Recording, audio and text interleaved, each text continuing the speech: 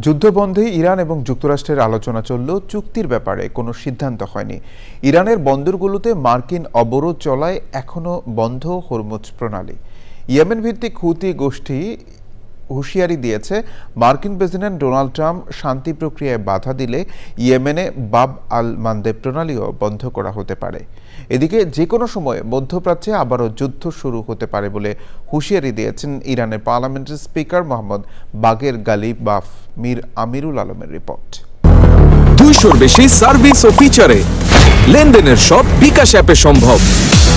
মধ্যপ্রাচ্যে যুদ্ধবন্ধে আলোচনা চালিয়ে যাচ্ছে ইরান ও যুক্তরাষ্ট্র। ইরানের পার্লামেন্টের স্পিকার বাগের গালিবাফ জানিয়েছেন, দুই পক্ষের মধ্যে আলোচনা চললেও চুক্তি করার মতো পর্যায়ে যায়নি। যে কোনো মুহূর্তে আবারও যুদ্ধ শুরু হতে পারে বলে জানিয়ে গালিবাফ বলেন, যুক্তরাষ্ট্রকে তেহরান বিশ্বাস করে না। যুক্তরাষ্ট্রের সঙ্গে দ্বিতীয় দফার বৈঠকের আগে সমঝোতার রূপরেখা চূড়ান্ত করার উপর গুরুত্ব আরোপ করেছেন ইরানের পররাষ্ট্রমন্ত্রী সাইদ খাতিবজাদের। তিনি বলেছেন, এটি চূড়ান্ত হওয়া না পর্যন্ত নতুন বৈঠকের তারিখ ঠিক করা যাচ্ছে না। তবে দ্বিতীয় দফায় যুক্তরাষ্ট্র ও ইরানকে সরাসরি আলোচনায় ফেরাতে চেষ্টা করছে পাকিস্তান। পাকিস্তানের রাজধানী ইসলামাবাদে নিরাপত্তাও জোরদার করা হয়েছে। আলোচনায় ইতিবাচক অগ্রগতির কথা জানিয়ে মার্কিন প্রেসিডেন্ট ডোনাল্ড ট্রাম্প বলেছেন, তবে হরমুজ প্রণালী নিয়ে যুক্তরাষ্ট্রকে জিম্মি করতে দেওয়া হবে না। ইয়েমেন উপকূলের বাব আল মানদেব প্রণালী বন্ধ করে দেওয়ার হুঁশিয়ারি দিয়েছে ইয়েমেন ভিত্তিক হুতিরা।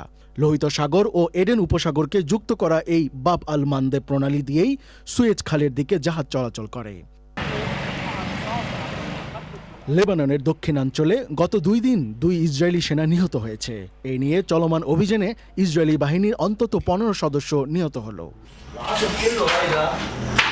মীর আমিরুল আলম, চ্যানেল আই।